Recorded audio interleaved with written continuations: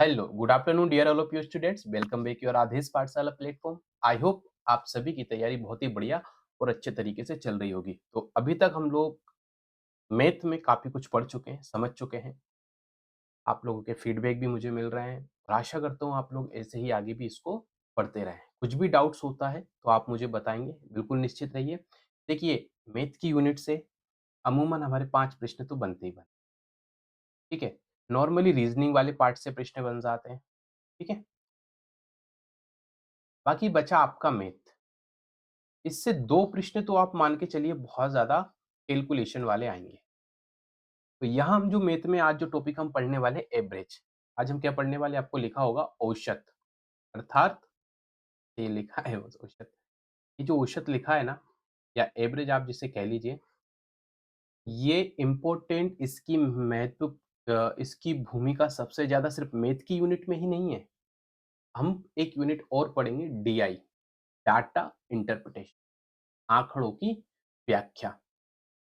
इस यूनिट में आपको 2 चीज़ बहुत अच्छे से आना चाहिए। एक आना चाहिए आपको एवरेज निकालना और एक आना चाहिए आपको परसेंटेज परसेंटेज भी हम सीखेंगे मैथ में, है ना? कोशिश करेंगे बहुत अच्छे से सीखने का प्रयास करेंगे हम। क्लियर? तो आज हम मैं आशा करता हूँ आपको लास्ट की जो 2 क्लासें थी वो अच्छे से समझ में आ गई होंगी टाइम एंड वर्क वाली। बहुत ही इम्पोर्टेंट सेशन था। अच्छी क्लासेस थी, बहुत ज़्यादा प्रश्न बनते हैं वहाँ से। एक प्रश्न में भी जो मैं आपको 2 प्रश्न बता रहा हूँ ना, उसमें से एक प्रश्न तो बहुत ज़्यादा चांसेस रहते हैं कि टाइम एंड वर्क से एक प्रश्न। तो इसका क्या करना पड़ेगा, मैथ के लिए आप अभ्यास करना पड़ेगा। मैथ के लिए कोई रटने वाली चीज़ नहीं है कि आप चीज़ के कॉन्सेप्ट भी आप याद करके चले जाएँगे, नहीं। यहाँ पे आपको क्या करना पड़ेगा, मल्टीपल टाइम रिवीज़न मैंने कल भी कहा था, यदि आप मल्टीपल टाइम रिवीज़न नहीं करोगे किसी भी यूनिट को तो जेआरएफ निकालना भूल, ठीक है? तो आज की क्लास स्टार्ट करते हैं हम औसत से। औसत समझ लेते हैं औसत क्या है? देखिए, क्या लिखा है यहाँ पे, एक छोटी-सी मैंने डेफिनिशन लिख दी है आपको समझने के लिए, ठीक है? औसत वह मान है जो किसी सेट के सभी नंबर यानी एक सेट दिया हुआ है आपको, मान के चलिए ये एक सेट मान लेते हैं। सभी नंबर्स को बराबर तरीके से बाँटने पर आता है। यानी एक सेट दिया हुआ है, फिर उसको आपको कहा जाए कि इसका एवरेज निकालना है। तो सभी को उसका जो योग है उसको हमको बराबर-बराबर भागों में बाँट के जो फिर हमारे पास उसका योग आएगा वह एवरेज। तो ये डेफिनेशन से नहीं समझ में आएँगी ये चीज़ें, प्रैक्टिकल चीज़ें ज़्यादा समझ में आती हैं। इसे हम कुल योग की संख्या की कुल गिनती से भाग देकर निकालते हैं। ये फ़ॉर्मूला भी है जिसके अंदर ये लिखा है। तो कहाँ गया वो फ़ॉर्मूला? ये यहाँ पे कुछ है गड़बड़, रुकिए 1 मिनट।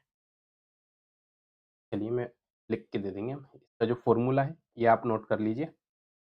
यहाँ पर देखिए एवरेज का जो फ़ॉर्मूला है, जो मुख्यतः एवरेज कैसे निकालेंगे? इसका जो फ़ॉर्मूला इंग्लिश में ये लिखा हुआ है बट क्या है यहाँ पे बटा नहीं लग पाया। ये देखिए,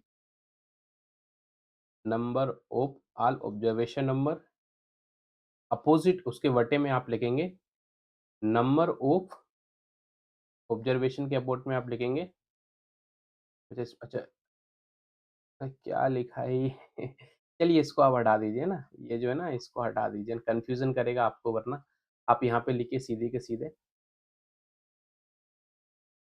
नंबर ऑफ, ये नोट उठा लेना, ये फ़ॉर्मूला बहुत इम्पोर्टेंट है, नोट कर ही लो इसको, ठीक है? अपोज़िट में आप लिखेंगे, ठीक है? सॉरी, यहाँ पे आएगा सम, यहाँ पे आप लिखेंगे सम, सम यानी कि जोड़ना या योग आप कह लीजिए। अपोज़िट में आप लिखेंगे नंबर ऑफ, ठीक है? एक क्वेश्चन दिया है इसको हम अभी करेंगे। पहले आप सबसे पहले आप फ़ॉर्मूला उतारिए, पहले ना, ठीक है?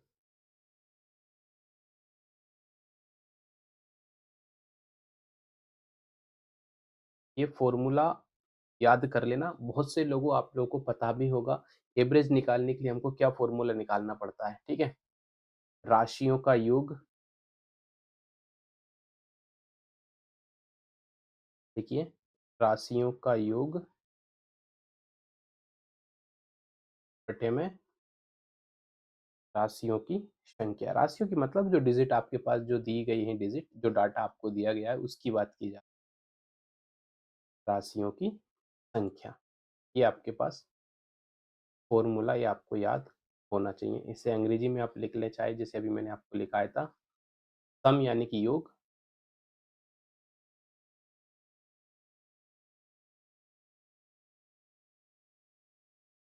लिखेंगे आप number of summation of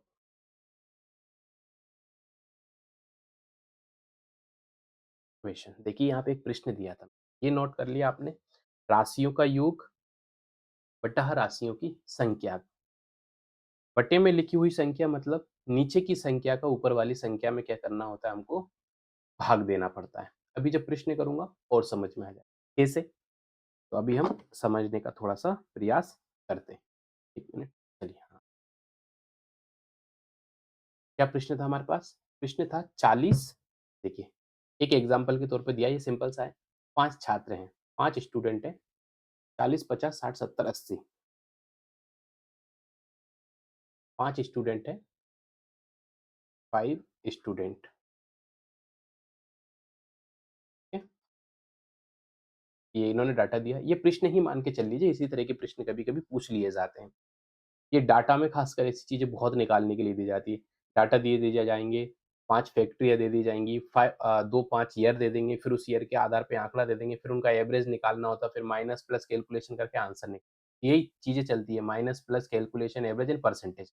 data interpretation की ही तैयारी करके जा रहे हैं, आप समझ लीजिए। यदि आप मैथ नहीं करोगे तो आपको डीआई समझ में बिल्कुल भी नहीं आएगा। इसलिए हम इन चीज़ों को अच्छे से करके चलना है ताकि जो डीआई के जो 5 प्रश्न होते हैं, डीआई तो 5 सही होना ही चाहिए हमारे, क्यों? एक चार्ट मिलता है, एक डाटा मिलेगा, फिर उसी डाटा से 5 प्रश्न मिलते हैं। जैसे आपने जो कॉम्प्रिहेंशन्स करते हैं ना, कॉम्प्रिहेंशन्स में क्या होता? एक कॉम्प्रिहेंशन दे दिया जाता है, फिर उसी में से 5 प्रश्न निकाल लिए जाते हैं। तो ये जो 10 नंबर है, आप इज़िली आप यहाँ से अचीव कर सकते हो। बट आपका कॉन्सेप्ट और आपकी जो प्रैक्टिस, एवरेज, परसेंटेज और रेशियो वाली जो प्रैक्टिस है, ये आपकी अच्छी होना चाहिए। ठीक है? क्या प्रश्न दिया था? 40-50, 40-50, 60, 70, 80। माफ़ी चाहूँगा। 40, 50, 60, 70 एंड 80। ये 5 स्टूडेंट हैं। ठीक है? अब क्या करना है आपको, ये क्या है? क्या इनको जोड़ देंगे आप? एक तो सिंपल मेथड बता रहा हूँ जो आप बचपन से करते आ रहे हैं। अभी मैं और इसके फ़ॉर्मूलाज़ बताऊँगा। ये सिंपल एक मेथड है। जैसे कोई ईज़ी संख्या आ रही हो तो आप ये मेथड यूज़ करके जो आपका सिंपल तरीका है, प्राचीन तरीका है। प्राचीन तरीका है ना आपका कॉलेज स्कूल वाला, उस तरीके से कर सकते हो। याद कीजिए कितनी संख्या है ये? 1, 2, 3, 4, 5। तो मैंने यहाँ कितनी लिख दी? 5। ऊपर क्या लिखा है? राशियों का योग। इनको टोटल जोड़िए आप कितना आ रहा है? 0, 0 लिख दूँ मैं एक जगह पर? कोई दिक्कत? नहीं? येस और नो? चलिए, जोड़ लीजिए इनको कितना हो गया? 6 4 10 और 5 15, 15 और 2 17, 22, 30, 300 होगा इनका टोटल, सही? 300 में 5 का भाग दे दो, आंसर निकल आएगा। कितना आ रहा है आंसर करी निकालिए ज़रा। तो आप तो ऐसे ही देते होंगे ना, बहुत सारे बच्चे तो ऐसे ही भाग देते होंगे। जो मैथ वाले होंगे उन्हें उसकी एडवांस ट्रिक आती होगी। 5 छक्का 30, ये हमारा प्राचीन तरीका है ना। 0 बचा, यहाँ रख दूँ, कितना आएगा?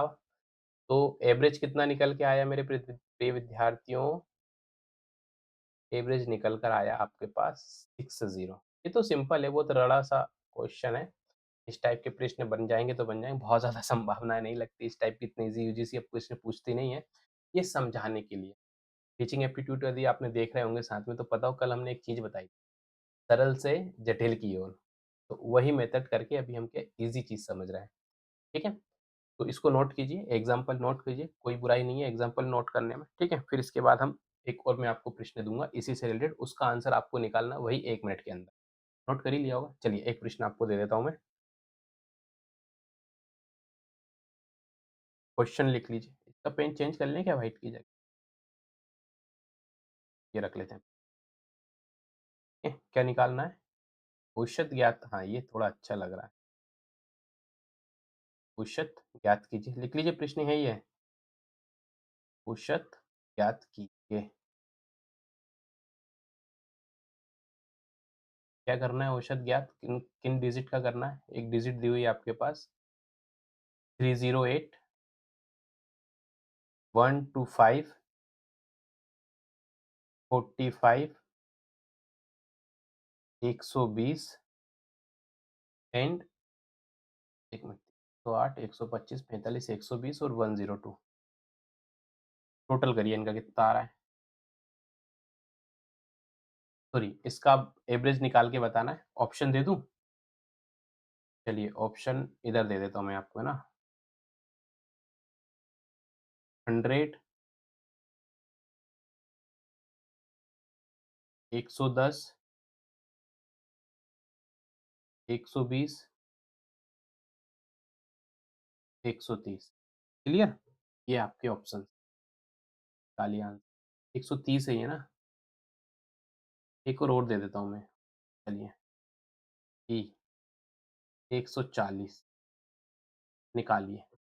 5 ऑप्शन दिए हैं, 5 में से एक आंसर सही होगा। जिसका आंसर सही आ जाए वो कमेंट करेगा। 1 मिनट का टाइम स्टार्ट हो चुका है आपका। करिए इसको सॉल्व।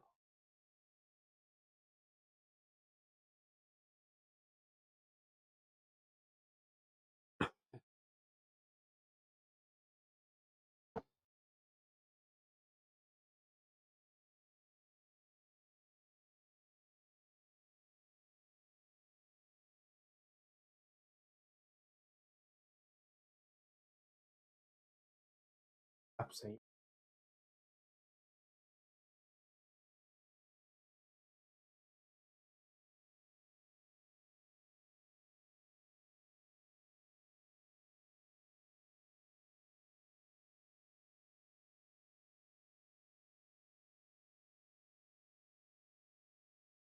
ये 10 सेकंड है आपके पास।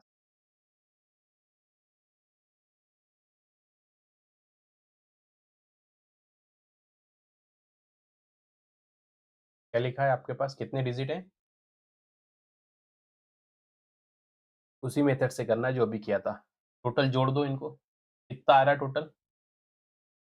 क्या सभी का यही टोटल आ रहा है इसको जोड़ने के बाद? कितने डिजिट है? 5। काट दो 5 से।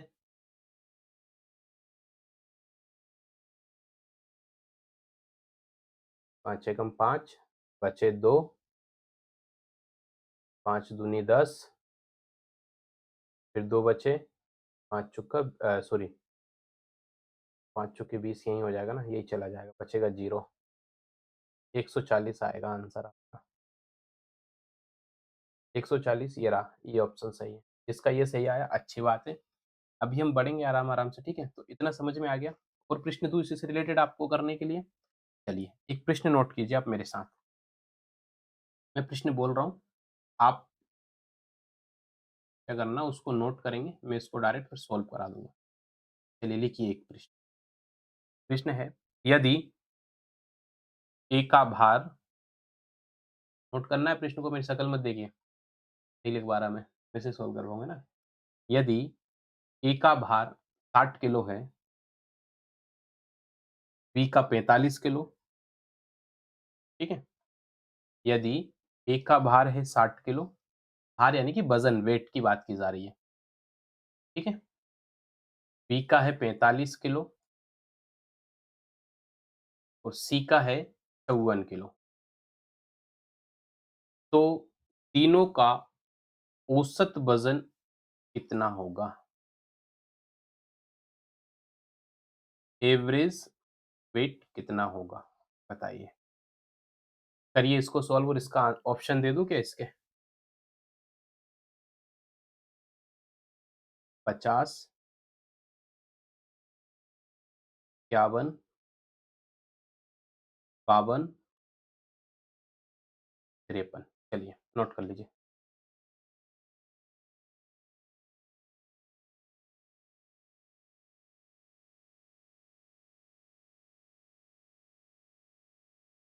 ये ऐसा नहीं, हम वही कर रहे हैं जो हमने अभी जो राशियों का योग बटा राशियों की संख्या वाला जो फ़ॉर्मूला आप याद किया है ना, वही के आधार पर होगा ये प्रश्न।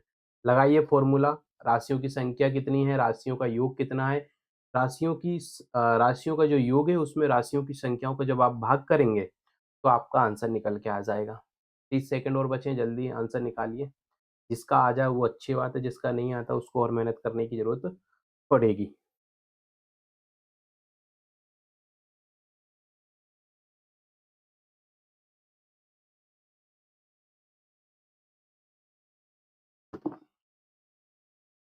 गुड।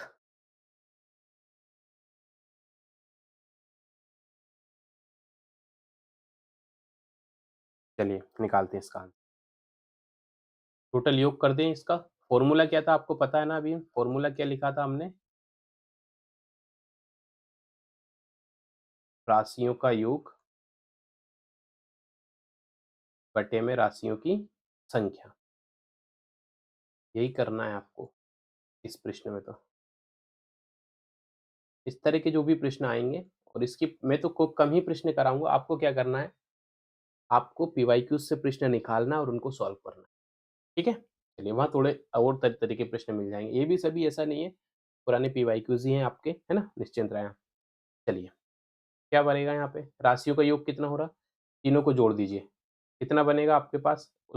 उसको आप यहाँ पे लिख देंगे, जैसे कि 5 4 9, सही लिख रहा हूँ? 6 4 10 और 5 15, कितना हो गया? 159। राशियों की संख्या कितनी है? 3, 3 से डिवाइड, 3 से काट दीजिए। 3 चुक्के 12, 3 पाँचे 15, बचा कितना? 3, 3 तिया 9। क्या देखिए 53 है ऑप्शन में?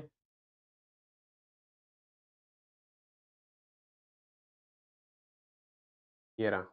आंसर क्या है इसका? तीनों का एवरेज क्या आया? तो अतः ए, बी और तीनों का जो एवरेज वेट होगा, वे होगा 53। तो इस तरीके ये जिसका ये आंसर आया, समझ में आ ही गया होगा आपको, कोई दिक्कत ही नहीं है, ठीक है? तो इस तरह के हमको ये प्रश्न करना पड़ता है। एक थोड़ा तो एक और प्रश्न आप नोट कीजिए, थोड़ा अलग है, मज़ेदार प्रश्न है, समझ में आपको आना चाहिए। क्लियर?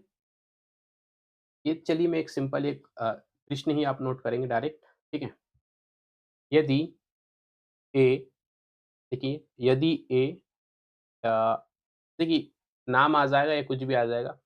यदि ए 4 दिन का औसत खर्चा, यदि ए के 4 दिन का औसत खर्चा, ए एक व्यक्ति ही मान के चलिए, इसका जो औसत खर्चा है, प्रश्न लिखना है आपको पूरा जैसे प्रश्न बनेगा, औसत खर्चा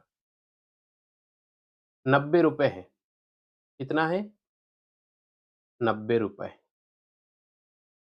यदि ए का औसत खर्चा ₹90 है, तो यदि ए का 4 दिन का है ना, ये औसत खर्चा कितने दिन का है? 4 दिन का लिखिए 1 मिनट। हाँ, यदि एक का 4 दिन का औसत खर्चा ₹90 है, यदि एक का 4 दिन का जो औसत खर्चा है, वह ₹90 है, तो उसके पहले 3 दिन का खर्चे इन्होंने दिए हैं, उसके जो पहले 3 दिन होंगे, उनका खर्चा तो 125 और ₹85 है। कितना है? पहले दिन का 100, दूसरे दिन का 125 और तीसरे दिन का है ₹85, ठीक है? तो चौथे दिन का खर्च कितना होगा? आपसे निकालना क्या है? तो इफ चौथे दिन का इन्होंने खर्चा पूछा है, यही प्रश्न है। प्रश्न एक बार पूरा कर दूं। प्रश्न है आपका, यदि ए के 4 दिनों का औसत खर्चा 90 रुपीज है, 90 रुपीज है, 19 नहीं 90 ₹90 है, ठीक है? औसत एवरेज की बात करी जा रही है यहाँ पे। यहाँ इंग्लिश में लिख देता हूँ, आप कंफ्यूज मत होना, ठीक है? एवरेज खर्चा कितना है? ₹90 है। पहले 3 दिन का खर्चा ₹100, ₹125 और ₹85 है। तो उसके चौथे दिन का खर्चा कितना होगा? करिए इस प्रश्न को सोल्व। समय हो चुका है आपका प्रारंभ।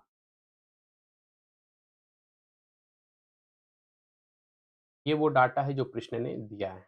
अब आपको निकालना है, ठीक है? क्या करोगे सबसे पहले? करिए आप, मैं जब तक यहाँ डाटा की एंट्री कर देता हूँ।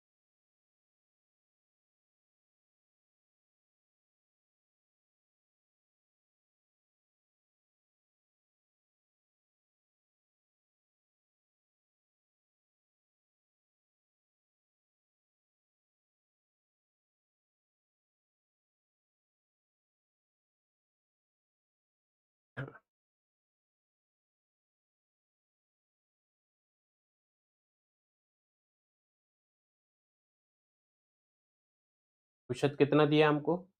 90, ठीक है? औसत कितना दिया है? 90 मैं सही लिख रहा हूँ? 90 दिया है ना हमको औसत? औसत तो दिया है हमको। औसत इसमें नहीं निकालना, इसमें एवरेज बिल्कुल भी नहीं निकालना, इसलिए कन्फ्यूज़न बिल्कुल भी मत हो जाना, ठीक है? औसत तो दिया हुआ है, बट हमें क्या करना है, जो उसका चौथे दिन का जो खर्चा है, वह हमको निकालना है। थोड़ा अलग है, इसमें एवरेज नहीं निकालना। आप डायरेक्ट जाके भाग दोगे तो आंसर गलत आएगा। क्यों? क्योंकि एवरेज हमको दिया हुआ है, हमें सिर्फ़ चौथे दिन का खर्चा निकालना है कि कितना उसका खर्चा था। तो औसत 90 दिया है, क्या करेंगे? क्या हम इन सबको सम कर दें? 100, 125 और 85, चलिए इसको ऐसा ऐसा ऐसा कैसे डाटा उठाते हैं यहाँ पे? 100 प्लस 125 प्लस 85, 3 दिन उठा लिए। क्या मैं चौथे दिन को यहाँ पे एक एक्स लिख दूँ? चौथे दिन को एक्स मान लूँ ना मैं, डाटा मुझे पास है नहीं है। चौथे दिन का निकालना है, तो एक्स लिख दिया मैंने। बटे में कितना है, डिजिट हमको दी हुई है। कितना संख्या है हमारे पास? 4 संख्या है। चलिए, क्या इधर आना साइड में ना, इधर आ रहा हूँ मैं साइड में। यहाँ मेरा कैमरा दिख रहा, मैं आपको दिख रहा हूँगा तो आपको दिखेगा नहीं। मैं यहाँ साइड में लिख देता हूँ आंसर। क्या 90, अच्छा इसको और छोटा कर देते हैं ना 1 मिनट। 90 हिस्सा ले लेते हैं, एवरेज दिया है। इनको आप सम कीजिए कितना आएगा? तीनों डिजिट को, तो आपको आपके पास मिलेगा 310। ये देखिए यहीं के यहीं लिख देता हूँ मैं। अच्छा मैंने ऊपर जोड़ भी दिया था। 310 कितना था? 4। क्या मैं यहाँ पे तिर्यक गुणा वाला फ़ॉर्मूला अप्लाई कर लूँ? 9 चौका इसको इससे कर दूँ मल्टीप्लाई, कितना बनेगा? 9 चौका 36 यानी कि 360, और 360 में से यदि मैं 310 माइनस कर दूँ, तो ये मेरे पास टोटल खर्चा कितना निकल के आया इससे? एवरेज को मैंने 4 डिजिट से जब मल्टीप्लाई किया तो मेरे पास आ गया टोटल खर्चा निकल के। तो 3 दिन का खर्चा ₹310 दिया था, मुझे सिर्फ चौथे दिन का निकालना था, तो 360 में से 310 गए तो कितना बचा? ये 50 बचेगा। यही है इस प्रश्न का आंसर। फिर से समझा दूँ? चलिए, हम इसको समझ लेते हैं। तो अब प्रश्न में क्या पूछा था कि अब ए के 4 दिन के औसत खर्चा है ₹90, ट्रू? जो पहले 3 है ना? पहले 3 दिन, पहले 3 दिनों का खर्चा है ₹100, ₹125, ₹85, तो चौथे दिन का उसका खर्च कितना होगा सर? ये निकालना था। तो सबसे पहले हम क्या करेंगे, वही राशियों का योग बटे राशियों की संख्या का फ़ॉर्मूला अप्लाई कीजिए। बट यहाँ पे एक ट्विस्ट है कि हमें एवरेज नहीं निकालना, क्योंकि एवरेज हमें पहले से दिया हुआ है। तो क्या करेंगे, हम एवरेज सीधा-सीधा उठा लेंगे। यहाँ पे 90 हमने देखिए एवरेज लिखा हुआ है 90, क्लियर? राशियों का योग निकाल लो आप, कितना आएगा? 310, संख्या 4 थी। इसको डायरेक्ट मल्टीप्लाई कर दो, कितना आया? 360, सही ना? तो 360 ये क्या है? ये टोटल उसका खर्चा है। ए जो है 4 दिन में ₹360 खर्च करता है। 3 दिन का दिया है हमारे पास, हमने योग करके देखा इनका कितना योग हुआ? 310 योग हुआ। 360 माइनस 310 करोगे, बचा कितना 50, तो चौथे दिन का खर्च क्या आया? ₹50। उतार लीजिए इस प्रश्न को। जिसका ये आंसर आया था बहुत बढ़िया बात है। इसमें क्या करना था, एवरेज वगैरह ये सारा फ़ॉर्मूला भी अप्लाई होगा, बस आपको थोड़ी-सी ट्रिक समझना था। क्या 3 दिन का तो दिया है मेरे पास, औसत भी मुझे दिया है। आप कुछ नहीं करते, आपको जो चार्ट संख्या थी 90 का 4 से डायरेक्ट मल्टीप्लाई कुछ भी नहीं कर, ये तो मैंने समझाने के लिए इतना लिखा दिया है।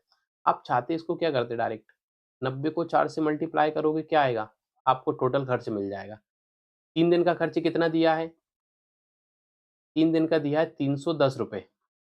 इसको घटा दो, बचा 50, तो 50 ही तो चौथे दिन का खर्च है। सिंपल ये देख लो, 2 लाइन में कर दिया ऊपर मैंने ये फ़ॉर्मूला आपसे। ये भी लिख लेना, सिंपल सा मेथड है। आप जैसे करना चाहो वैसे कर लो, ऐसे करना चाहो तो ऐसे कर लो, आपकी इच्छा है। ठीक है? पर 360 निकालने के लिए इसको जोड़ना पड़ेगा, डायरेक्ट कुछ भी नहीं है, डायरेक्ट ऐसे जोड़ लो यहाँ से, 3 डिजिट है। कैलकुलेशन मेथड आपको पता होगी कैसे-कैसे जोड़ना है आपको, ठीक है? तो ये था आपका एक बहुत ही शानदार और मज़ेदार प्रश्न। अब बढ़ते हैं अपन आगे, ठीक है? इसको नोट कीजिए जल्दी से, जब तक मैं 1 गिलास पानी पी लेता हूँ। आप लोग है ना कभी-कभी मेरा गला गला सुखा देते हो यार। समझ में आ रहा हो तो मुझे बता देना, नहीं समझ में आ रहा तो कोई दिक्कत नहीं, फिर से समझा दूँगा। 5 बार बोलोगे 5 बार समझाऊँगा, डोंट वरी। बट अननेसेसरी मत करना कि बस मज़े लेने के लिए।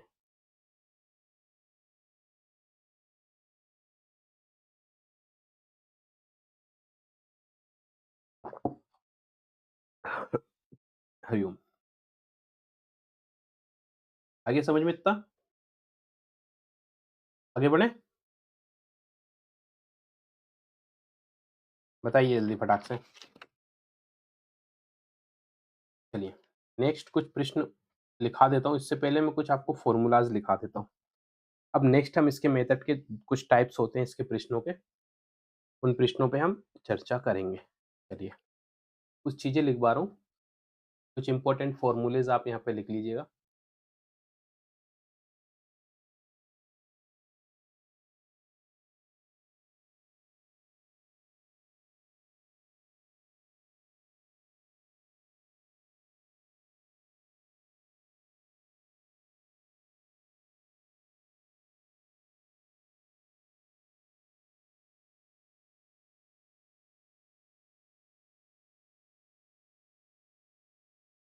चलिए, अभी देखो, आपने प्राकृत संख्या और पूर्ण संख्या पढ़ी है क्या? नेचुरल नंबर्स वगैरह ये सब पढ़ी हैं या व्होल नंबर आपने पढ़े होंगे? नहीं पढ़े तो ये नोट कीजिए।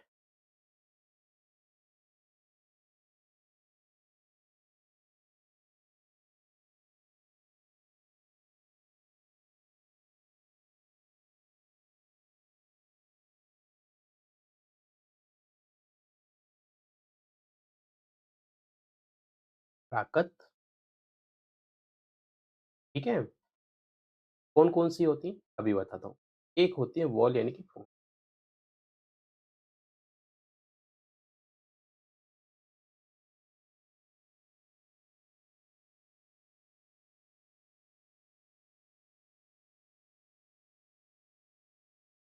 पूर्ण, ये नोट कर लिए अपने उसमें पेन कॉपी में।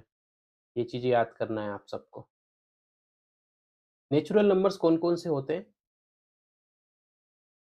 1 से लेके अनंत तक, ठीक है? और व्होल नंबर्स होते हैं आपके 0 से स्टार्ट होते हैं।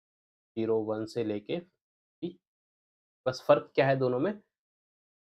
पूर्ण संख्याओं की जब बात, जब इस यहाँ से प्रश्न पूछे जाते हैं, पूर्ण संख्याओं की जब बात की जाएगी तो शून्य की बात कही जाएगी, तो उसमें शून्य से लेके अनंत तक आ जाएँगे। तो जब नेचुरल नंबर्स की बात करें तो वह स्टार्ट होता है 1 से, क्लियर?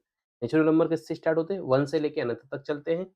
इनवॉल्व नंबर चलते हैं आपके 0 से लेके अनंत तक, क्लियर? चलिए,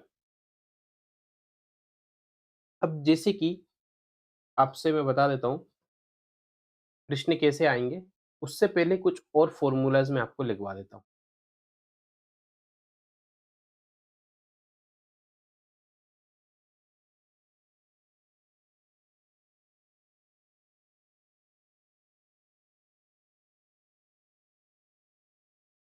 कुछ और फ़ॉर्मूला लिखवा रहा हूँ मैं, ठीक है? एक तो ये लिखना है आपको संख्याओं का ये पता होना चाहिए ये, ठीक है? ये संख्या है हमारी, इन संख्याओं का होना ज्ञान होना चाहिए, ठीक है? चलिए, देखिए, एक फ़ॉर्मूला है, सबसे पहला फ़ॉर्मूला बता रहा हूँ। अभी जब प्रश्न कराऊँगा, तो वही के वही सारे के सारे फ़ॉर्मूला आपको अप्लाई करना पड़ेगा। पहला फ़ॉर्मूला लिखिए आप,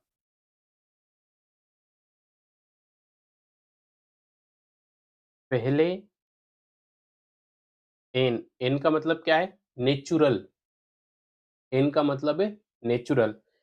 पहले एन प्राकृत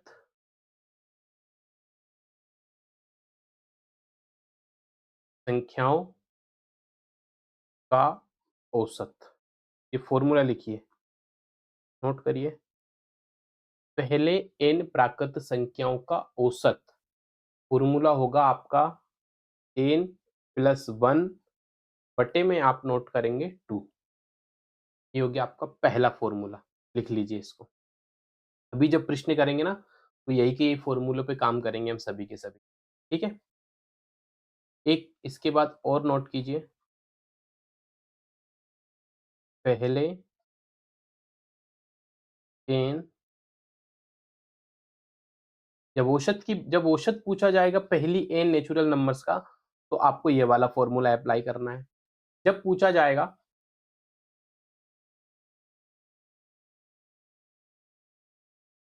आपसे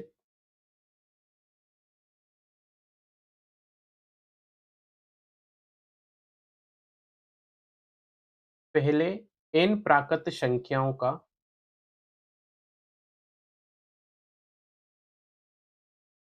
का योग, तो फ़ॉर्मूला आपका हो जाएगा चेंज। यहाँ लिख देता हूँ, वो साइड में पता नहीं आपको दिखेगा नहीं दिखेगा, मुझे नहीं मालूम। जब योग पूछा जाएगा तो आपको यहाँ फ़ॉर्मूला में क्या बदला जाएगा, एन एक बाहर आ जाएगा और ये एन प्लस आपका रहेगा 1 बटे में 2 ही रहेगा, ठीक है? तो ये है आपका फ़ॉर्मूला नंबर 2।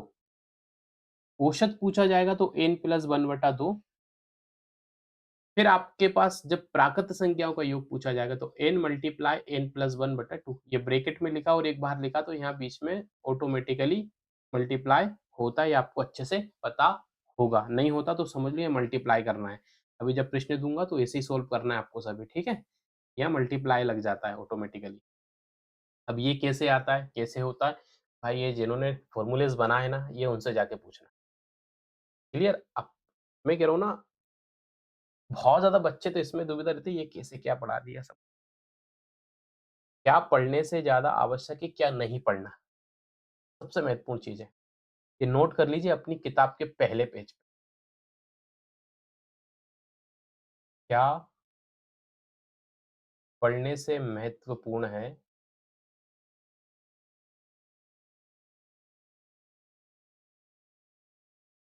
क्या नहीं पढ़ना। क्यों बोल रहा हूँ ये बात? आज मार्केट में हज़ारों सोर्स हैं, हज़ारों पब्लिकेशन की किताबें हैं, हज़ारों कोचिंग वालों की क्लासेस हैं, अ, किताबें हैं, हज़ारों आपके पास नोट्स मिलेंगे, हज़ारों कंटेंट मिलेगा। हर टीचर का अपना एक अलग तरीका होता है पढ़ाने का। ये स कोई बोलेगा आपसे प इस बुक में से पढ़ लो, कोई बोलेगा आपको उस बुक में से पढ़ लो, कोई फलाँ बुक बताएगा, कोई फलाँ बुक बताएगा। होगा क्या इससे आपका? कुछ नहीं होगा। 10 कंटेंट को 10 बार पढ़ने से बेहतर है, एक कंटेंट को 10 बार पढ़ लो। यही आपकी सक्सेस की पहली कुंजी। लिख लेना इसको पहले पेज पे अपनी नोट या अपनी डायरी पे लिख लेना अच्छे से। तो फ़ॉर्मूले हम बता रहे थे, नेचुरल नंबर्स मैंने आपको भी बताए हैं, ठीक है? 0 से लेके अनंत तक संख्या, होल नंबर्स होते हैं 0, 1 से लेके अनंत तक। पहले इन प्राकृत संख्याओं का औसत का सूत्र क्या था? n प्लस 1 बटा 2। पहले इन प्राकृत संख्याओं का योग जब पूछा जाएगा तो आपको ये वाला फ़ॉर्मूला लगाना n प्लस 1 बटे 2, ठीक है? नोट करिए इतना, फिर मैं आगे आपको बताता हूँ। चार्ज लगा देते हैं अपने लैपटॉप को। चलिए, आगे बढ़ते हैं नेक्स्ट पेज पे। एक और फ़ॉर्मूला लिखाना है, नंबर 3 डाल लीजिएगा, फ़ॉर्मूला नंबर 3। नंबर 3 लिखिए, पहले n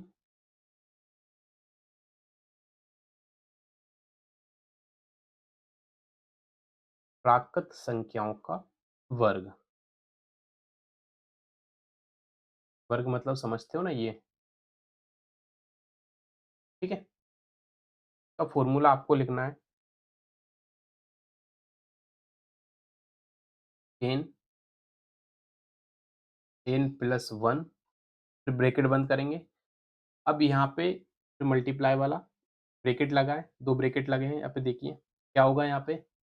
वही होगा जो मैंने अभी लास्ट में बताया था आपके पास। फ़ॉर्मूला क्या है लेकिन? 2n प्लस 1 बटे में आप नोट करेंगे यहाँ पे 6। प्रश्न करेंगे हम अभी इससे रिलेटेड, ठीक है? ये एक फ़ॉर्मूला हो गया आपके पास। फ़ॉर्मूला नंबर आप 4 नोट करेंगे। पहले n प्राकृत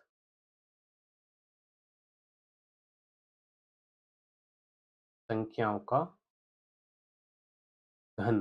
घन का मतलब होता है क्यू। क्यू तो पता है ना? 3 बार हम उसको करते हैं। इसका फ़ॉर्मूला आप नोट करेंगे यहाँ पर घन का।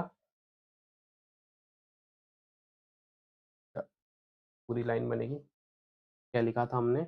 पहले इन प्राकृत संख्याओं का योग औसत और फिर इधर आ जाएगा वर्ग संख्याओं का घन या वर्ग संख्या घन योग कह लीजिए या वर्ग योग कभी लिखा आ जाए तो ऐसे निकालेंगे। इसका फ़ॉर्मूला नोट कर लीजिए। घन का सूत्र होता है n n प्लस 1 बटा 2 बड़ा ब्रैकेट और स्क्वायर। ये हो गया घन का सूत्र। समझ में आ गया? इतना नोट कीजिए। नहीं, नहीं, नहीं, अपन एक घन बस निकाल रहा है ना, फ़ॉर्मूला 1 मिनट यहाँ गलत गलत फ़ॉर्मूला लग गया अपन से। फ़ॉर्मूले गलत हो चुके हैं। जाना ज़रा मैं ना, गलती हो हम सिर्फ़ घन की बात कर रहे हैं, घन का योग तो पूछा ही नहीं ना अभी, घन वाले लिख रहे हैं। ये अभी आपका गलत जाएगा फ़ॉर्मूला n n प्लस नहीं, ये इसमें हटा दीजिए आप ये, सही है। चलिए, देखिए अभी योग नहीं पूछे, योग वाला फ़ॉर्मूला में चेंजेस हो जाते हैं। ये हमने सिंपल पूछा कि वर्ग निकालना है आपको संख्याओं को, तो ये वाला फ़ॉर्मूला लगेगा।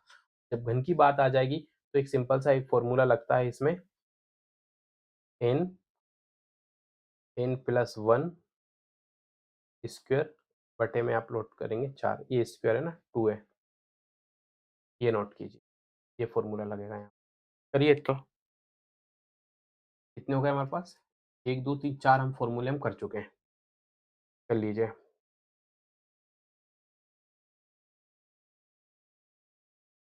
औसत नहीं निकाला अभी। एक अगला नोट करें आप, 5वें नंबर पे एक फ़ॉर्मूला और है, बहुत इम्पोर्टेंट फ़ॉर्मूला है। पहले n प्राकृत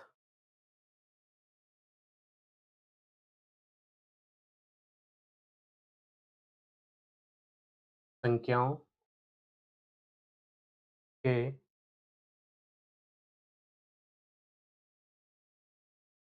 पहले n संख्याओं के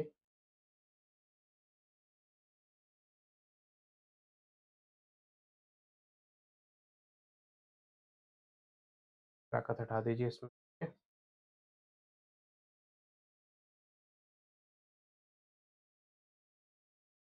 n संख्याओं के वर्ग का औसत, ये लिखिए आप फ़ॉर्मूले, वर्ग का औसत।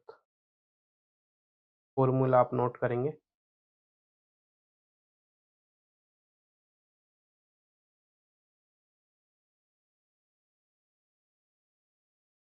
ये लिख चुके हैं हम, ये वाला फ़ॉर्मूला ये रहा ना, यहाँ लिख लीजिए आप वर्ग का औसत इसमें, वर्ग का औसत, ये नोट कर चुके हैं। चलिए ना, वर्ग का औसत और यहाँ आ जाएगा आपके पास घन का औसत है ना, का औसत।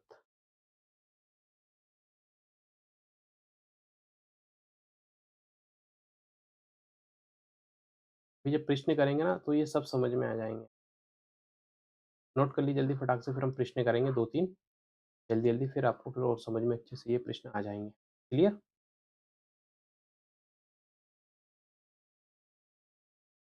चलिए, और इम्पोर्टेंट फ़ॉर्मूले यदि ये मिलेंगे तो मैं और लिखवा दूँगा। एक और लिख लीजिए।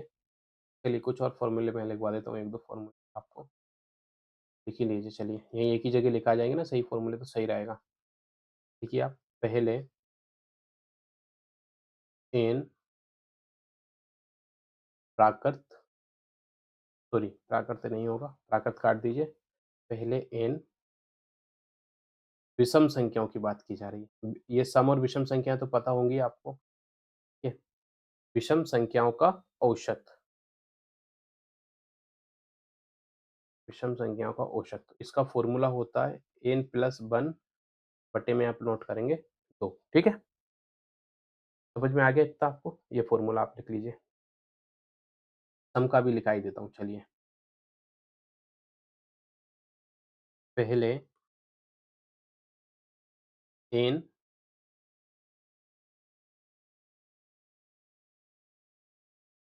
सम संख्याओं का औसत।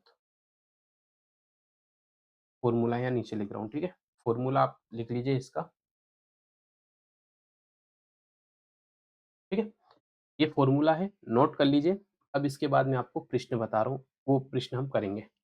प्रश्न कैसे आएँगे आपके पास? एक क्वेश्चन आप नोट करें सबसे पहले, जल्दी से उठाइए, अब एक्टिव हो जाइए। ये लिखवाने में बड़े ये पेन टेप से मुझसे लिखने की पड़ती, पता नहीं कब तक आदत डल पाएगी इनको। क्वेश्चन नंबर 1, ठीक है? क्या निकालना है? औसत निकालना है। औसत ज्ञात करना है। ये प्रश्न पूछा जा चुका है, ठीक है? कैसे करेंगे औसत ज्ञात? तो ये देखिए, 1 से लेके 51 तक, बस 1 से लेके 51 तक की संख्या है, इनका क्या निकालना है? औसत ज्ञात करना है। निकालिए औसत। फ़ॉर्मूला है आपके पास, किस तरह की ये डिजिट है, आपको पता अच्छे से होना चाहिए, ठीक है?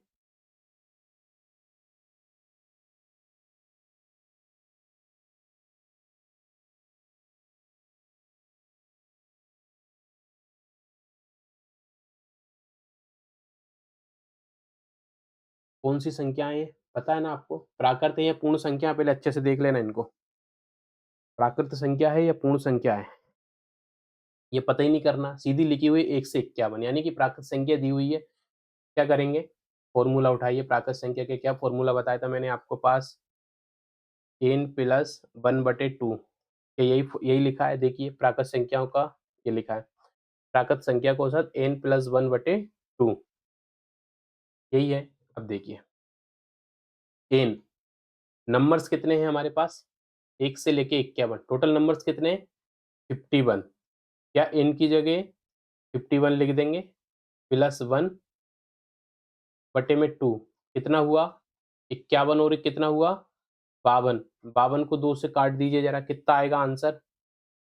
2 दूनी 4, 1 बचेगा, 2 छंगा सॉरी 2 दूनी 4 और 2 छः 12, कट गया 52। आंसर आया इसका 26। एक बार और बता दूँ करके? नहीं समझ आया हो तो देखिए। कहते हैं एक बार और करके, कोई इश्यू नहीं है, समझ लो इसको। क्या लिखा है प्रश्न में? 1 से लेके 51 तक का औसत निकालना है। ये होती है शॉर्ट ट्रिक। अब आप चाहो तो अब क्या करोगे? या तो 51 को जोड़ोगे, 51 फिर 50 फिर 49, 48 ऐसे करके 1 तक आओगे आप। इन सब का टोटल निकालोगे, कितना टाइम लगेगा? 1 पेज भरा जाएगा, पूरा आधा पेज भरा जाएगा। फिर उसको क्या करोगे आप? फिर आप सभी संख्याओं से उसमें भाग दोगे। उसी सब को सोल्व करने के लिए फ़ॉर्मूले बनाए गए शॉर्ट ट्रिक में। क्या करना है? एन का मतलब होता है यहाँ पे नंबर्स। कितने नंबर्स ऑफ काउंटिंग दिए हुए हैं। क्या होता है एन का मतलब यहाँ पे?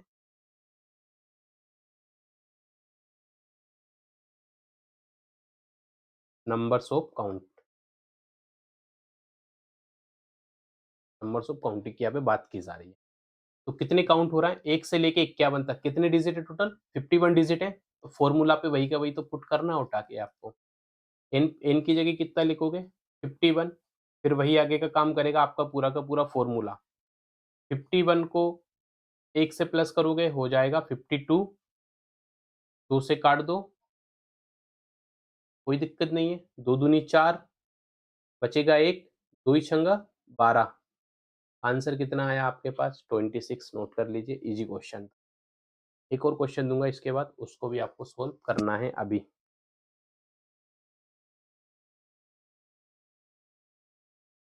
ठीक है? चलिए, कर लिया होगा आपने, आशा करता हूँ। एक प्रश्न लिखिए आप जल्दी फटाक से फुर्ती में और उसको सॉल्व करिए। क्वेश्चन 2। ठीक है? प्रश्न क्या है?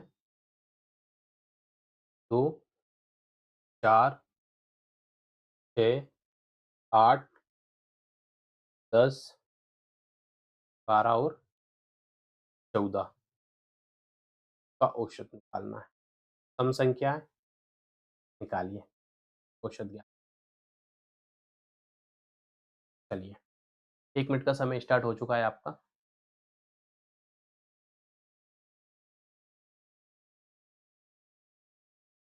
निकालिए, निकालिए, जल्दी निकालिए।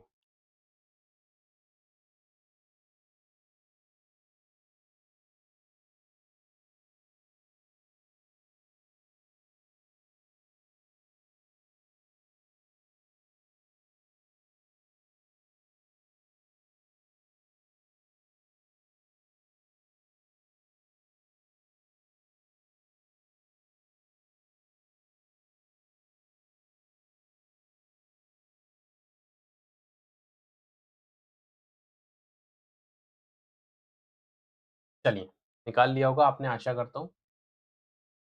तो करते हैं अब अपन सोल्व। एक तो आपका वह मेथड होता पुराना वाला, टोटल जोड़ लो आप इनको। कितना हो रहा है? 4, 5, 6। ठीक है? 6 इधर लिख दूँ मैं, अगर मैं इसका योग निकालूँ तो? 6 लिख दूँ? कितना बचा इधर? 1, 2, 3, 8 और 3 11, 11 और 6 17, 17 और 4 21, 21। गड़बड़ हो गया क्या? ये बाहर 0 रह गया ना? 4, 5, 10 से जोड़ लो डायरेक्टली। 6, 4, 10। ठीक है? 10 और 2 12, 12 और 8 20, 20 और 10 30, 30 और 10 40, 40 और 2 42, 42 और 4 46, 46 और 10 कितने हो गए? 56। कितना डिजिट है? 1 2 3 4, कितना है? 1 2 4 5 6 और एक 7। 7 से काट दो। 7 दूनी 14, 7 21, 7 चौक 28, 7 पंच 35, 7 छीं 42, 7 सतई 49, 7 8 56। कितनी बार गया? 8 बार। आंसर क्या है? ये तो सिंपल तरीका हो गया सर। और इतना कुछ नहीं करना हो तो क्या करोगे? वही एन लगा दो, काउंटिंग निकाल लो। कितनी काउंटिंग है? 7। प्लस कितना करोगे? यही था ना, एन प्लस 1। सम संख्या में एन प्लस 1 करो, कितना आ गया आंसर? 8। ये आंसर आ गया। आप समझ में आ गया? इजी क्वेश्चन था। एक और क्वेश्चन दे रहा हूँ आपको, करिए इसको।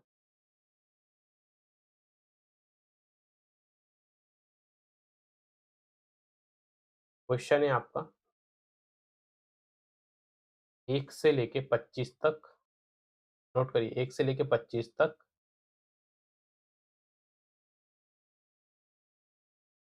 संख्याओं के वर्ग का औसत ज्ञात करना है। ऑप्शन दे देता हूँ इसके लिए। वर्ग का औसत ज्ञात कीजिए। ठीक है? ऑप्शन दे दूं? लिख लीजिए। एक है आपके पास 120, 121, 115 और एक लिख लीजिए आप 171। चलिए, करिए सोल्व। वही आपके पास 1 डेढ़ मिनट का समय दूंगा मैं आपको सोल्व करने के लिए। निकालिए आंसर इसका क्या आता है। कुछ नहीं करना, फॉर्मूला उठाओ, नंबर लगाओ, फॉर्मूला की अप्लाई करो, आंसर आ जाएगा। बहुत इजी क्वेश्चन है ना। पर ऐसे प्रश्न आएंगे, बहुत ज्यादा मतलब टफ टफ नहीं पूछे जाते इस टाइप के प्रश्न। एक प्रश्न बन गया तो 2 नंबर तो मिलेंगे मिलेंगे यार हम सबको। 2 नंबर हम क्यों छोड़े? अच्छे से सीख लेते हैं यार इसको, कोई इशू नहीं है आप सबको। निकालिए जल्दी आंसर, हम आगे बढ़ेंगे।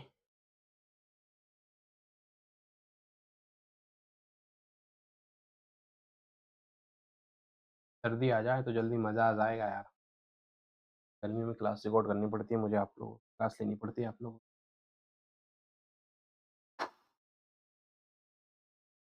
करें सोल्व? आंसर निकल गया होगा। क्या आंसर आया? अपने पास रखना उसको, ठीक है? सोल्व करते हैं। क्या पूछा था इसमें देखो, कुछ नहीं जाना है। पूछा क्या है? वर्ग का औसत निकालना। आइए ज़रा वापस, क्या फ़ॉर्मूला लिखा था वर्ग के औसत का? ये वाला फ़ॉर्मूला अप्लाई हो जाए। ये वाला फ़ॉर्मूला उठाना है। n+1 2n+1 अपॉन, कुछ मत कीजिए, डायरेक्ट आइए, फ़ॉर्मूला उठाइए यहाँ पर ये वर्ग वाला n+1, ठीक है? +1 2n+1 बटे में क्या लिखेंगे? 6। अब सोल्व करना। जो वैल्यू आपको दी है पोज़ीशन में उसको फिट कर देना है। n कितनी है? 1 से लेके 25। नंबर्स कितने हैं? नंबर्स ऑफ काउंटिंग ही लिखना है आपको। n कितना है आपका? 1 से स्टार्टिंग 1 से ही है ना, तो 1 से 25 लेगा तो कितने डिजिट हैं आपके पास टोटल? जो नंबर है वो है आपके पास 25, प्लस करोगे 1, ब्रैकेट बंद करोगे, क्या लिखा है? 2, 2 के बाद क्या लिखा है यहाँ पे? जब 2 डिजिट के बीच में कोई चिन्ह नहीं होता हम क्या करते हैं? उसको मल्टीप्लाई करते हैं। क्लियर? फिर n यानी कि वही 25 आ जाएगा और प्लस में आपका 1। चलिए, करिए इसको कैलकुलेशन। क्या कैलकुलेशन बन रही है आपकी? यहाँ लिख दूँ मैं? 2 डिजिट की निकाल के, 25 दूनी 50 और 1 51, 51, 25 और 1 26। क्या मैंने सही किया है ये? क्या आप लोगों ने ये सही किया है? बताइए मुझे।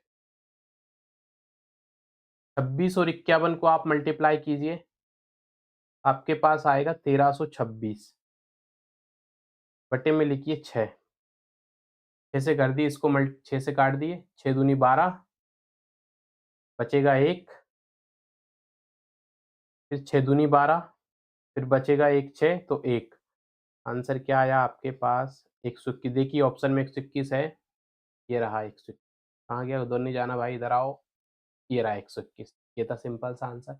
कुछ नहीं किया हमने, फॉर्मूला पे अप्लाई डाटा किया। प्रश्न में क्या पूछा था? 1 से 25 तक की संख्याओं के वर्ग का औसत निकालना है और वर्ग के औसत का सूत्र क्या है? n+1 मल्टीप्लाई 2n+1 बटे में आपके 6। n कितना था? 25 था, 25 को n की जगह पुट किया, बाकी फॉर्मूले में जो था वैसा का वैसा लिखा। फिर क्या किया? 25 को 1 से प्लस किया, 26 आया, मल्टीप्लाई, फिर 25 को 2 से मल्टीप्लाई किया 50, प्लस किया 1, कितना आ गया आपके पास? 51। 51 एंड 26 को मल्टीप्लाई किया, आया 1326। 1326 को किससे डिवाइड किया? 6 से। 6 से क्यों किया? तो सर फॉर्मूला है, और जो फॉर्मूला है उसके लिए कोई विकल्प नहीं होता समझने के लिए, उसके लिए फिर बहुत बड़ा गणितज्ञ बनना पड़ता है। इसलिए हमको कितना पढ़ना है मैथ में? जितने हमारे वो 2 3 4 क्वेश्चन, नंबर सीरीज वाले क्वेश्चन को तो वैसे मैथ में मैं काउंट नहीं करता, क्योंकि वो तो बच्चे-बच्चे कर लेते हैं number series, alphabet, coding, decoding वाले, पर वो मैथ का पार्ट है तो 2 क्वेश्चन तो वहाँ से बनते-बनते हैं।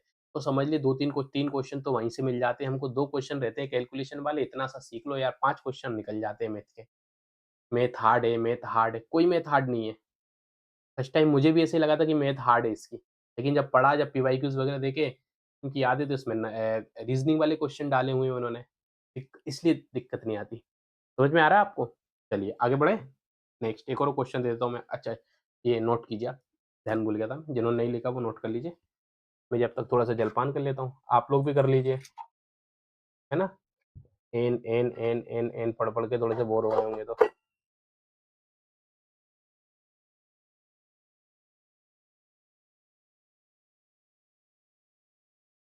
जल ही जीवन है,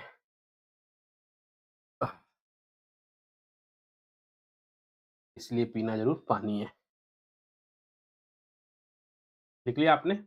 फिर आगे बढ़ते हैं अपन लोग जल्दी से।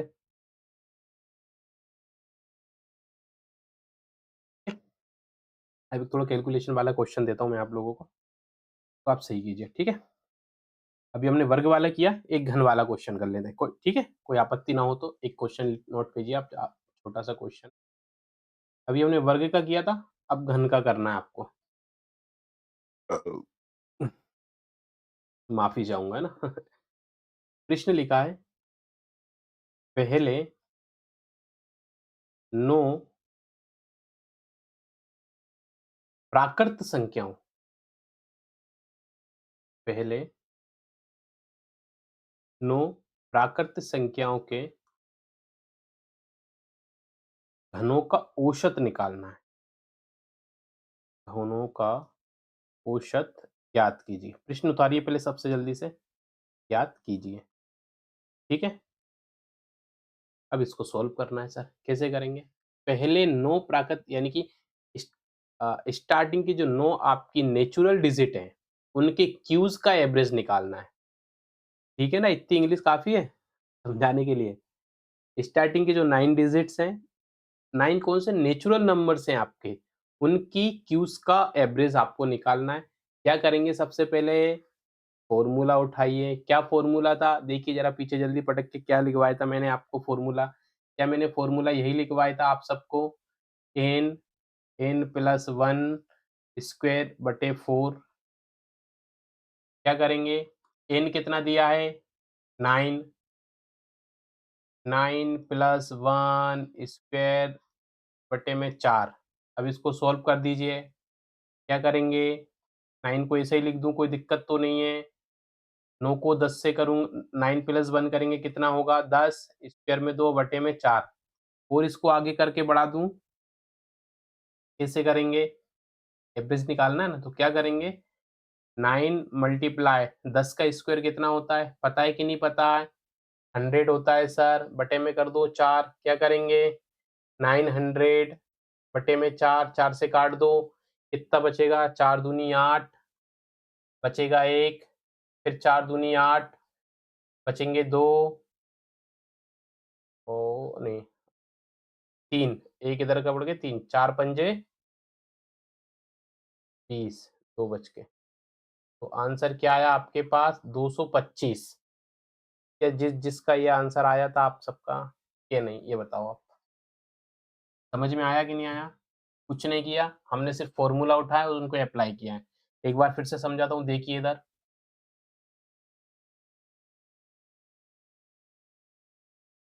क्या दिया था? पहली 2 नेचुरल नंबर्स उनकी क्यूज़ का एवरेज निकालना था। फ़ॉर्मूला उठाया n, अब ये तो याद करना पड़ेगा, फ़ॉर्मूले अच्छे से याद कर लेना। ठीक है? n, n+1 स्क्वायर अपॉन 4 ये फ़ॉर्मूला है। अब नहीं तो फिर क्या करोगे आप? सीधा-सीधा क्या करोगे?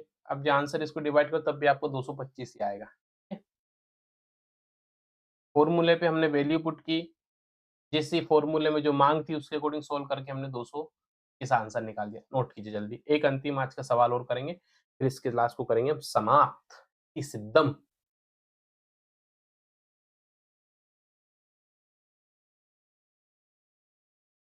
चलिए, नेक्स्ट क्वेश्चन आप नोट करें सबसे पहले। एक प्रश्न लिखा रहा हूँ आप सबको। प्रश्न नोट कीजिए, मैं नहीं लिखवाऊँगा यहाँ पे, ठीक है? देखिए, एक क्लास में अच्छा ये लिखिए, एक कॉलेज में एक क्या है? कॉलेज। एक कॉलेज में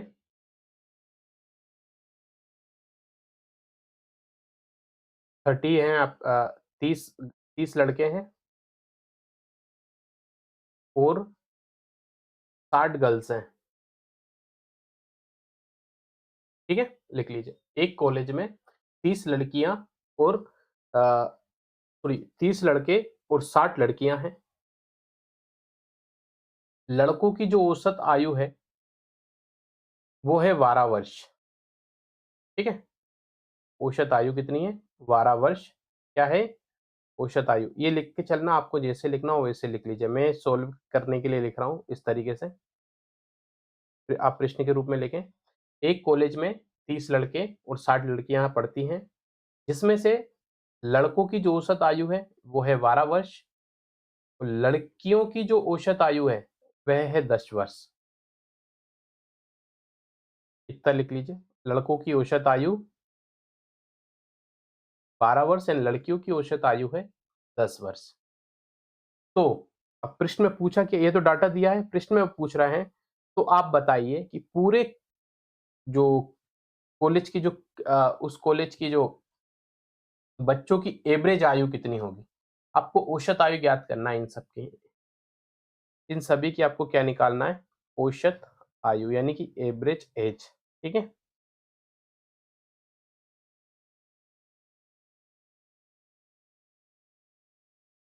ये हमको करना है ज्ञात। चलिए करिए सोल्व इसको। आसान सा क्वेश्चन है, थोड़ा सा आप दिमाग लगाओगे तो बहुत इजीली हो जाएगा प्रश्न, इतना ज़्यादा टफ नहीं है। थोड़ा सा बस आपको क्या है ना, आपका माइंड थोड़ा एक्टिव, कहाँ कौन सा फॉर्मूला लगेगा इस बात का आपको ध्यान रखना पड़ेगा बस। कीजिए आपको सोल्व।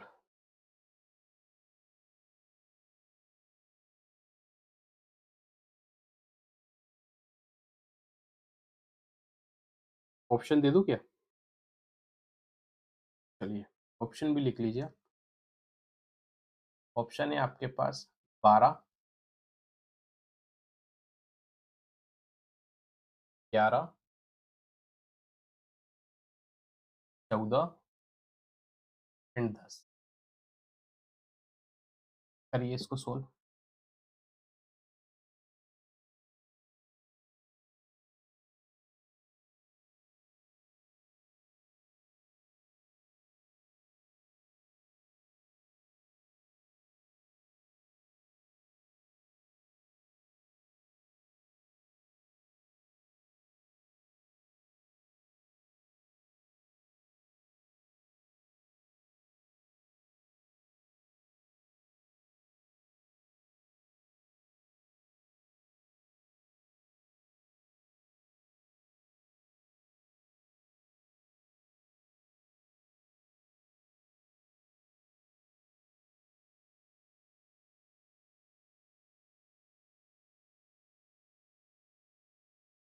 जल्दी कीजिए, 1 मिनट और बचा है।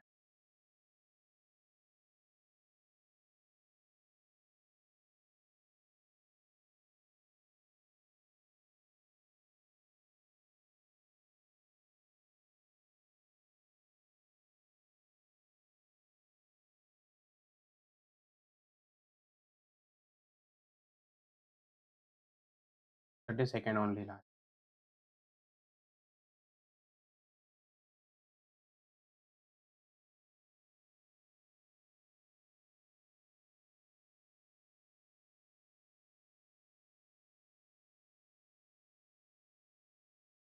चलिए करते हैं। देखो एक तो मैंने इसको सोल्व करते टाइम एक सिंपल मेथड यूज किया था कि ऐसा हो सकता है कि इसका आंसर निकले।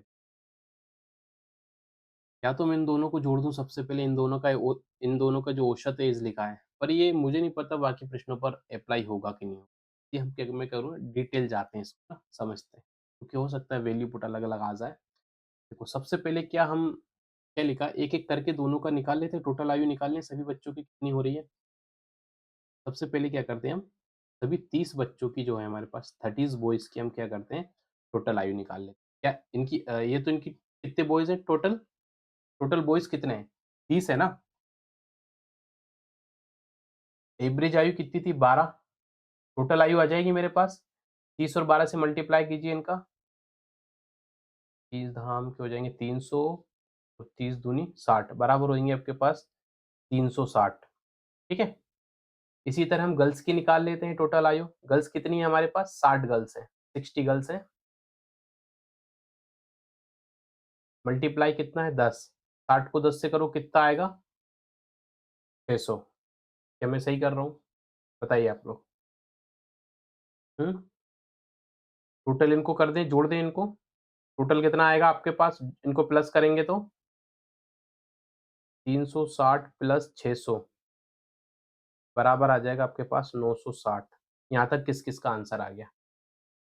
ये 960 क्या है, ये कुल आयु, एवरेज नहीं है ये, टोटल आयु निकाली हमने। पूरी कक्षा की या पूरे कॉलेज के जो बच्चे थे, जो पूरे उस कॉलेज में सिर्फ 90 बच्चे पढ़ते हैं बस उस कॉलेज में, उसमें जो बच्चे थे उनकी टोटल आयु कितनी है। टोटल आयु हमने निकाली है 360, लड़कियों की हमने अलग निकाल ली, फिर हमने लड़कों की निकाली, तो टोटल जो आयु निकल कर आई है ये है आपके पास 360। अब आगे देखिए, अब आप सबसे पहले हमने एक फॉर्मूला याद किया था, याद है क्या लिखा था, सॉरी, राशियों का योग बटे राशियों की संख्या।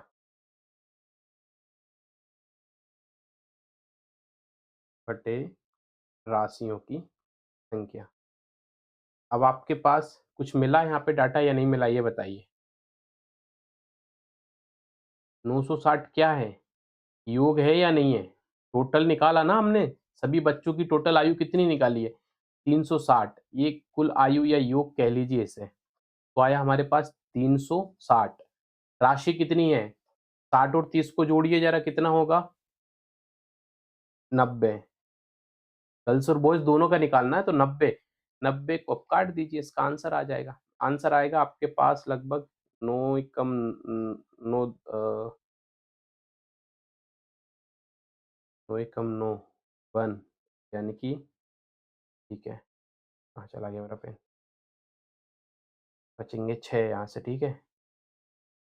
160 बचेंगे पूरा।